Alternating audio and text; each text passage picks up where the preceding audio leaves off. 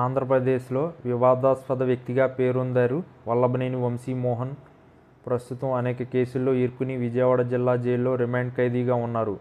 గన్నవరం మాజీ ఎమ్మెల్యేగా, వైఎస్ఆర్ కాంగ్రెస్ పార్టీ నేతగా గుర్తింపు పొందిన వంశీపై ఇప్పటి వరకు దాదాపు 16 కేసులు ఉన్నట్లుగా సమాచారం.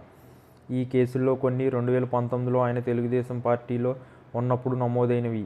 మరికొన్ని వైఎస్ఆర్సీపీలో చేరిన తర్వాత నమోదయ్యాయి. 2024లో టీడీపీ నేతృత్వంలోని కూటమి అధికారంలోకి వచ్చిన తర్వాత మరికొన్ని కేసులు వంశీపై రికార్డయ్యాయి.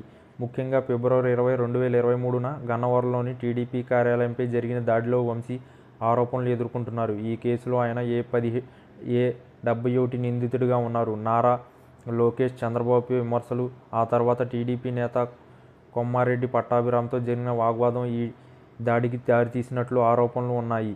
ఈ కేసులో 88 మందిపై చర్యలు తీసుకున్నారు. టీడీపీ కార్యాలయంపై దాడి కేసులో సాక్షిగా ఉన్న మధునూరి సత్యవర్ధన్ను వంశీ కిడ్నాప్ చేసి బెదిరించి తప్పుడు అఫిడవిట్ ఇప్పించారనే ఆరోపణలపై మరో కేసు నమోదైంది. ఈ ఆరోపణలతో ఫిబ్రవరి 13, 2025న హైదరాబాద్లోని వంశీ నివాసంలో ఆయన అరెస్ట్ అయ్యారు. మురళీకృష్ణ అనే వ్యక్తి ఫిర్యాదు మేరకు వంశీపై భూ కబ్జా ఆరోపణలతో మరో కేసు నమోదైంది. ఈ కేసులో కూడా ఆయన రిమాండ్లో ఉన్నారు. టీడీపీ ఎమ్మెల్యేగా ఉన్నప్పుడు బాపులపాడు తహసీల్దార్ నరసింహారావు ఫిర్యాదుతో వంశీపై నకిలీ భూ కబ్జా, భూ పట్టాలు రూపొందించి పంచినట్లు కేసు నమోదైంది. ఈ కేసు కూడా తాజాగా తెరపైకి వచ్చింది. సత్యవర్ధన్ కిడ్నాప్ కేసులో ఫిబ్రవరి 13, 2025న అరెస్టైన వంశీ మొదటి 14 రోజులు జ్యుడిషియల్ రిమాండ్ విధించారు. ఆ తర్వాత ఫిబ్రవరి 25, మార్చి 11, మార్చి 25, ఏప్రిల్ 8 వరకు రిమాండ్ పొడిగించారు. పోలీసులు 3 రోజులు కస్టడీ కోరగా వంశీ సహకరించకపోవడంతో మరింత కస్టడీ కోసం పిటిషన్ దాఖలు చేశారు.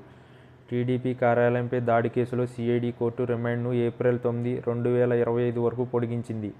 మార్చి 20న 3 రోజులు సిఐడి కస్టడీకి కోర్టు అనుమతించింది. భూ కబ్జా కేసులో రిమాండ్ ఏప్రిల్ 1 వరకు విధించబడింది. తాజాగా మార్చి 28న ఉంగుటూరు పిఎస్లో శ్రీధర్ రెడ్డి ఫిర్యాదుతో కొత్త కేసు నమోదైంది. గన్నవరం కోర్టు ఒకరోజు పోలీస్ కస్టడీకి అనుమతించింది. వంశీ బెయిల్ కోసం ఆయన లీగల్ టీం తీవ్రంగా ప్రయత్నిస్తుంది.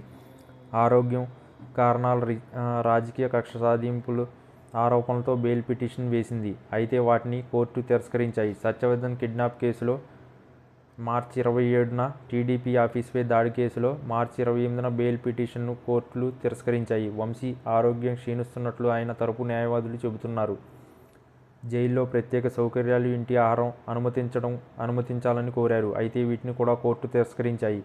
వంశీ రాజకీయ ప్రయాణం టీడీపీ నుంచి వైసీపీకి మారిన తర్వాత వివాదాలతో నిండిపోయింది.